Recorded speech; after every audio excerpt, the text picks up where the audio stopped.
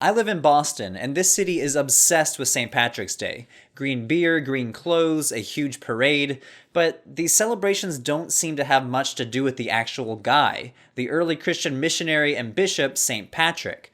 But what do we actually know about him? Actually, not that much. But one thing everyone thinks they do know about St. Patrick is they say he was the first one to bring Christianity to Ireland sometime in the 5th century. This actually isn't true though. St. Patrick was definitely an important early figure in Irish Christianity, but Christianity existed in Ireland decades before St. Patrick's career ever started. So the questions remain. When did Christianity first arrive in Ireland? What religion was practiced there before Christianity? And what role did St. Patrick play anyway? During the centuries before the advent of Christianity, a people group called the Celts had settled much of Northern Europe and the British Isles, including Ireland, bringing with them Celtic language and many beliefs and practices of Celtic religion that we're familiar with elsewhere in Europe. So for example, the Celts of Iberia and Gaul had a god named Lugus, while the Irish Celts had a god named Lugh. The Gaulish Celts venerated another god named Ogmios, while the Irish Celts worshipped a god named Ogma. And again, Brigantia was a goddess among the British Celts and Brigid among the Irish Celts. So there was a certain level of religious similarity between Celtic communities in late antiquity, including the Druids, a class of ritual specialists in Celtic religion. The Roman author Diogenes Laertius, writing in the 3rd century CE, states that the Celts had seers called Druidii. He seems to conceive of them as some sort of priestly caste, in the same sort of mold as the Magi in Persian religion. Julius Caesar, who wrote at length about Celtic culture during his conquests in Gaul, says that the Druids had many different roles in Celtic society, facilitating the worship of the gods, performing sacrifices, and the interpretation of prophecies. So this was the religious context of Ireland when Christianity first came to the scene. Celtic polytheism with an intellectual elite called the Druids. The process during which the Roman Empire slowly turned into a Christian empire is called Christianization. And as you can imagine, the edges of the Roman Empire were among the last to be Christianized.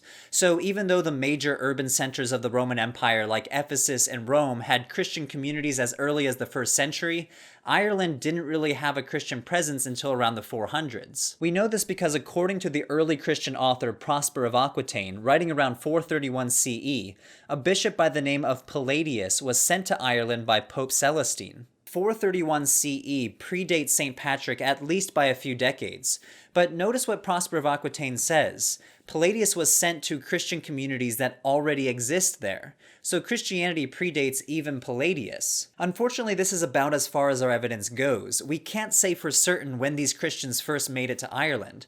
One historian of ancient Ireland thinks that maybe they came over as slaves when Irish raiders were pillaging the western coast of Britain, but it's just as likely that they came over via trade. There was a great deal of cultural exchange between Ireland and Britain, including Irish settlements along the western coast of Britain, and certain Latin loanwords making their way into the Old Irish language. And it's evidence like this that convinces the historian T.M. Charles Edwards that the main base of influence for the Christianization of Ireland came from the Roman province of Britannia. He says in his book Early Christian Ireland, "The conversion of Ireland is perhaps the surest evidence that Britain itself was now dominated by Christianity, a domination unlikely to have been established before 400. Archaeological evidence from the 3rd and 4th centuries showed that Christians were already prominent members of society in Britain, such as this fresco from a Roman villa in Kent, which dates to the 4th century. So this is probably our best theory, that Ireland was Christianized in tandem with Britain,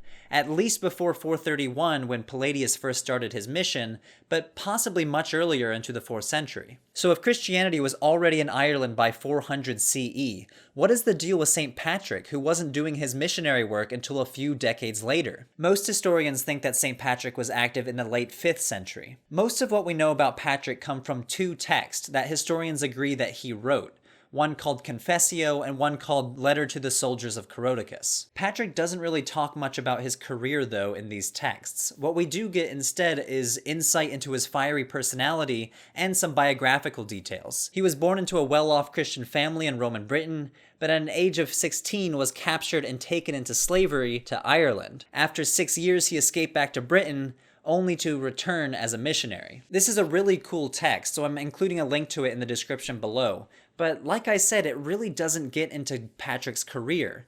We can glean some details, though. He talks about baptizing thousands of men and women into Christianity, and he gives us a little bit of hints about some trouble he ran into with the locals, including a run-in with a Roman-British warlord by the name of Carodicus, who apparently raided some Christian communities and took Christians into slavery. This is the subject of Patrick's second writing, Letter to the Soldiers of Carodicus, where he slams the warlord and anyone who supports him for kidnapping and selling Christians. But this is about the extent of the historical data that we know about St. Patrick. Remember, these texts were written for audiences that kind of already knew about his mission, so he didn't really need to go into detail. Yes, there are a lot of legends that pop up about St. Patrick in the 7th and 8th centuries, but these probably don't have much basis in history. But whatever the nature of this missionary work was, it made a much longer lasting impression than Palladius.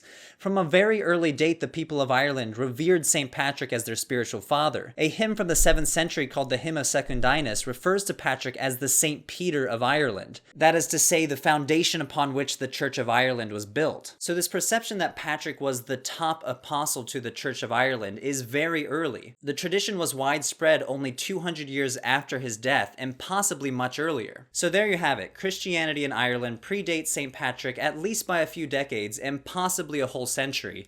And St. Patrick steals the thunder from Palladius, who is credited as the first missionary to the Irish people. But considering the things that I see people in Boston doing to celebrate St. Patrick's Day, I'm pretty sure St. Patrick would happily hand this holiday over to Palladius, though Palladius Day doesn't really have the same ring to it. As always, thanks for watching and subscribing, and I'll see you next time.